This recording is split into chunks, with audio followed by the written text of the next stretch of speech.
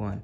Hey, what's good, guys? What's going on? How you guys all doing? So without further ado, I'm actually going to be making this video on innovation formula, right? So if you're able to read the case study and just kind of take a look at like what it takes, like what is this like visual conception of innovative entrepreneurs? What does that look like in our day and age?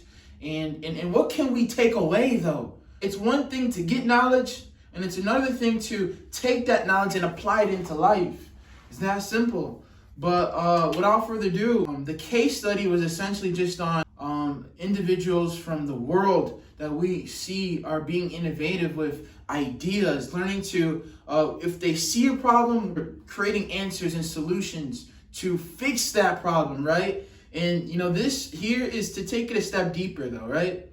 Take a step deeper and let's take a look at like what is the innovation formula. It starts with problem, right? It starts with a problem. The problem is what do we see that's conflicting with our lives, with the way that we're interacting with this world one way or another, right? So we can see that in Genesis chapter 6, 5 through 8.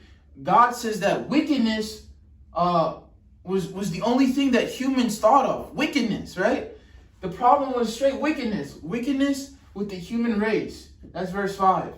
Now, the interesting thing is that when we see a problem, we have to realize, we have to understand that the problem is it's attached to the answer. Feel me?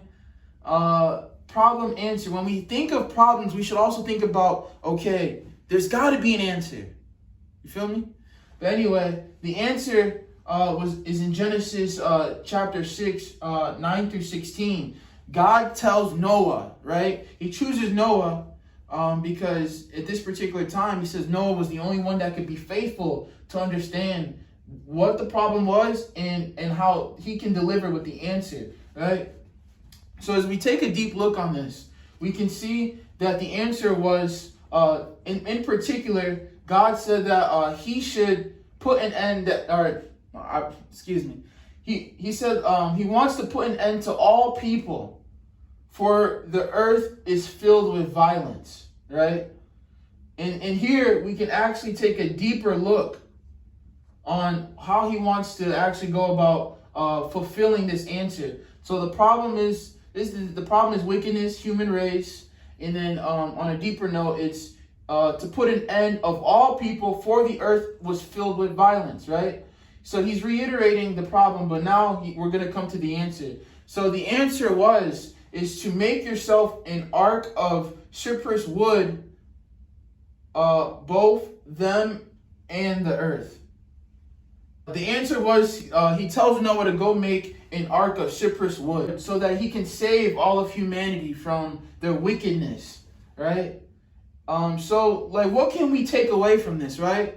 This is the sauce, right? Now, how do we apply the sauce to our lives? That's the deeper question. They said wisdom is the application of knowledge. So when we think about how we can apply this to our lives, we need to think about, yes, when we see problems, when we interact with problems in our lives, we must remember that there is an answer. There is a way. If there's a will, there's a way, you know? So when we see a problem, we have to humble ourselves to ask God, to trust God that he will provide the answer, right? And when he provides the answer, now we just need to execute. We need to execute. We need to be faithful. We need to trust him that he is the Jehovah Jireh. You feel me? He is Yahweh. Feel me? He will make a way. He makes a way when there's no way. So we need to execute and just be faithful. Straight like that. But this is interesting. You know, I'm curious to hear what you guys think about this innovation formula. But without further ado, that's it. God bless you guys. Stay encouraged, stay positive, stay motivated, stay positive. Let's get it.